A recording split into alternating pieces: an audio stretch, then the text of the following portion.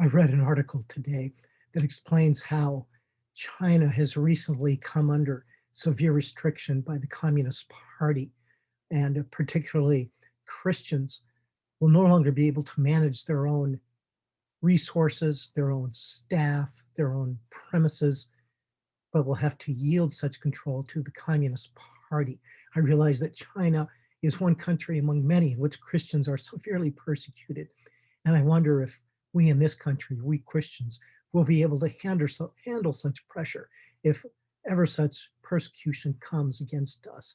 If we do, and even as China and many Christians are persecuted now, I hope that we can all remember such prayers as recorded at the end of Psalm 34, that is, reflections at the end of Psalm 34, while also praying and bringing such requests to the Lord, such concerns in a way that we trust that He indeed will take whatever stand needs to be taken against those who oppose Him. We can see at the end of Psalm 34 themes that David is developing, which will again be picked up in Psalm 35. How the righteous cry out and the Lord hears, how the righteous have many troubles, but the Lord delivers, and how at the end, ultimately, evil will slay the wicked. Look at all the requests that David makes early in the psalm. Contend, Lord, with those who contend against me. Fight against those who fight against me. Take up shield and armor. Come to my aid. Brandish spear and javelin. Say to me, interestingly, one request for encouragement. Say to me, I am your salvation. And then look at all the requests in the form somewhat of curses that David wants the Lord to assess against his opposition. Look at all the times that he says the word may. May those who seek my life, may those who plot my ruin, may they be like chaff, may their path be dark and slippery. And then even as we look down farther in the psalm, we see again, may ruin overtake them, may the net they hid entangle them, may they fall into the pit being death itself. And at the end of the psalm, we again see these curses, so to speak, that David asks of the Lord to assess against his opposition. May all those who gloat, may all those who exalt themselves. And yet look at the contrast. May those who delight in my vindication, he says, shout for joy and gladness. May they always say, the Lord be exalted. In verse 11 of this psalm, we see David saying to the Lord, explaining to the Lord, ruthless witnesses come forward.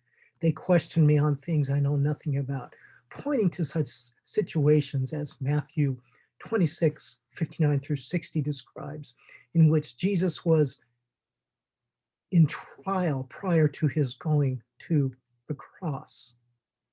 David also says, as you can see here, as he's explaining to the Lord, do not let those who hate me without reason maliciously wink the eye, pointing to the situation described by the gospel writer of John, John 15, 18 through 25. And I'm not going to read this entire passage, and I've deleted a few words here and there just to emphasize the words regarding hate that Jesus speaks in this particular passage. You can see the passage that Jesus says, if the world hates you, speaking to his disciples, remember that it's because the world hated me and my Father first. And so very much David's psalm here anticipates the opposition that Jesus himself endured and how Jesus brought such concerns to God the Father so that he himself would not take out vengeance, but allow the Father to take control and to bring forth whatever judgments the Father himself thought was necessary. David concludes the psalm, as he does so many of the psalms, on a positive note, committing himself to proclaiming the Lord's righteousness and his praises all day long. A note of joy, a note of rejoicing. And we see the same kind of rejoicing that Jesus instructs his disciples to be sure of, to anticipate, to know that is theirs. As Matthew 5:11 through 12 explains, blessed are you when people insult you, persecute you, and falsely say all kinds of evil against you because of me. These are Jesus' words to his disciples. Rejoice and be glad, because great is your reward in heaven, for in the same way they persecuted the prophets who were before you. David was not only a poet, not only a king, not only a representative of the people, but a prophet.